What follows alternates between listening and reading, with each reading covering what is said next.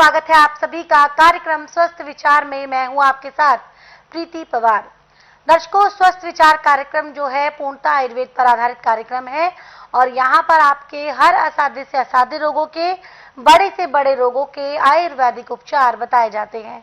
और आप जानते हैं ये सारा ज्ञान इस मंच के माध्यम से हमारे साथ साझा करते आ रहे हैं असाध्य रोग निवारक गायत्री सेठ पंडित श्री लक्ष्मण दास रतन भारद्वाज जी। तो आइए मिलकर स्वागत करेंगे गुरुजी का। गुरुजी, आपका बहुत बहुत स्वागत है। नमस्कार। दर्शकों, ये जो कार्यक्रम हम रोजाना आपके बीच लेकर आते हैं, इस कार्यक्रम में रोजाना ही एक रोग पर चर्चा की जाती है, विस्तार से इसके कारण, लक्षण और आयुर्वेदिक उपचार बताए जाते हैं। इसी कड़ी में आज हम बात करेंगे बिस्तरे गीला करने की समस्या, यानी कि बिस्तर गीला करना, बेड वेटिंग जिसे बोलते हैं। बच्चों में तो ये समस्या होती ही है, लेकिन बड़ों में भी ये समस्या देखा जाना एक चिंता का विषय रहती है। तो आखिरकार ये जो समस्या है ये किस कारण से होती है, गुरुजी से जानेंगे और साथ ही साथ जानेंगे कि आयुर्वेद में इसके क्या कुछ इलाज मौजूद हैं। लेकिन कार्यक्रम को आगे बढ़ाएं, बता दूं आपको ये लाइव कार्यक्रम है। अगर सेहत संबंधी कोई भी समस्या है, आपको हेल्थ रिलेटेड कोई भी इशू आप फेस कर रहे हैं, आपका अपना किसी बीमारी से जूझ रहा है, तो आप जो नंबर दिए जा रहे हैं नंबर पर कॉल करके सीधे गुरुजी से लाइव बात कर सकते हैं और अपनी सेहत संबंधी समस्या का समाधान प्राप्त कर सकते हैं। तो चलिए अब चर्चा को आगे बढ़ाते हैं। गुरुजी, अक्सर देखा जाता है जब एक बच्चे की ठीक उम्र हो जाती है तो वो तब भी बिस्तरों पर पेशाब करना नहीं छोड़ता। ये तो रही बात बच्चों की, बड़ों में भी ये बीमारी देखी जाती है। तो इस समस्या का क्या कारण है और उपचार भी दे? देखिए, इसका एक कारण है, इसका नेक कारण है। एक जो बार बार चाय पीते हैं और दिन छुपने के बाद पानी ज़्यादा पीते हैं, वो तो बिस्तरा गीला करेगा। दूसरा इसका मुख्य कारण है कि यदि आप चाय पे ज़्यादा जोर रखते हैं जी, तो बिस्तरा गीला करेगा। अब इसकी रोकथाम के लिए हमारे पास एक नहीं सैकड़ों नुस्खे हैं। ऐसे तो गाय के दूध में या बकरी के दूध में छुहारा उबाल के खाने को दें और दूध पीने को दें, परंतु दिन अस्त होने से घंटा डेढ़ घंटा पहले जी, तो बिस्तरा गीला नहीं करेगा। छुहारा आप नहीं कर सकते हैं तो अभी जामुन का मौसम है, जामुन खा करके उसकी गुठली धो के सुखा के रख लें। हर रोज 2 गुठली पीस करके ताज़े पानी के साथ एक सुबह, एक दोपहर, एक शाम को दिन अस्त होने से पहले देते हैं।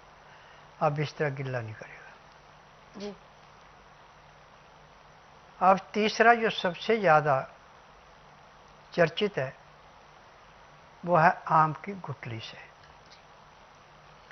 आम चूक के जो गुठली आप फेंकते हैं उसको फेंकिए ना, उसको छाया में सुखा लें।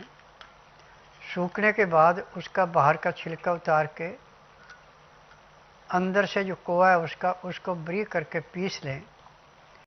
3 ग्राम की मात्रा में सुबह, दोपहर और शाम को 3 टाइम लेते हैं तो भी बिस्तरा गीला नहीं करेंगे। जी, तो यहाँ पर गुरुजी ने हमें बताया है कि जो लोग परेशान हैं कि उनको बिस्तरों में पेशाब निकल जाता है और पता नहीं चलता है, जिसकी वजह से उनको तो शर्मिंदगी होती ही है, साथ ही घर वालों को भी परेशानी से दो चार होना पड़ता है। तो ऐसे में गुरुजी ने जो आपको 3 नुस्खे बताए हैं, छुआरे से जुड़ा हुआ, जामुन से जुड़ा हुआ और आम की गुठली से जुड़ा हुआ, अगर तीनों उपचारों में से कोई भी उपचार आप सही ढंग से अगर अपना लेते हैं तो आपको आपकी समस्या से, बच्चों को इन समस्या से निजात जरूर मिल जाएगी। ऐसे ही घरेलू नुस्खे अगर आप चाहते हैं कि आपके पास मौजूद रहे गुरुजी के, तो आप गुरुजी की पुस्तकें भी मंगवा लीजिए। पुस्तकें स्वस्थ विचार, गुरुजी द्वारा लिखित इन पुस्तकों को मंगवाने के लिए नंबर जो स्क्रीन पर दिए जा रहे हैं, इन पे कॉल करके आप घर बैठे अपनी पुस्तकें प्राप्त कर सकते हैं और अपने साथ साथ अपनों का उपचार कर सकते हैं। यहाँ पर हमारे साथ एक दर्शक जुड़े हुए हैं, आइए बात कर लेते हैं इनसे। हेलो हेलो हेलो हेलो जी, नमस्कार। नाम बताएं, कहाँ से बात कर रहे हैं आप? हम इलाहाबाद से बात कर रहे हैं। जी, सवाल करें, गुरुजी सुन रहे हैं आपको। हाँ गुरु जी, प्रणाम। नमस्कार बेटा। हाँ गुरु जी, हमें फाइलेरिया शिकायत है, क्या उसका उपचार बता सकते हैं आप? माफ कीजिएगा, अपना सवाल दोहरा दीजिए। फाइलेरिया शिकायत है। थायराइडिस की समस्या है गुरुजी, थायराइडिस की समस्या बता रही हैं। देखिए, मैं नाड़ी वैद्य हूँ, ना तो आपने मुंह से बोलना मुझे तकलीफ है, ना कोई टेस्ट रिपोर्ट लानी है। आप बुधवार छोड़कर गुरुवार से लेकर मंगलवार के बीच में मेरे आश्रम में आइए। जिस दिन आना उस दिन रात्रि 10 बजे तक खा पी के दातन कूड़ा करके बड़ी इलायची मुंह में रख के चूसते रहना।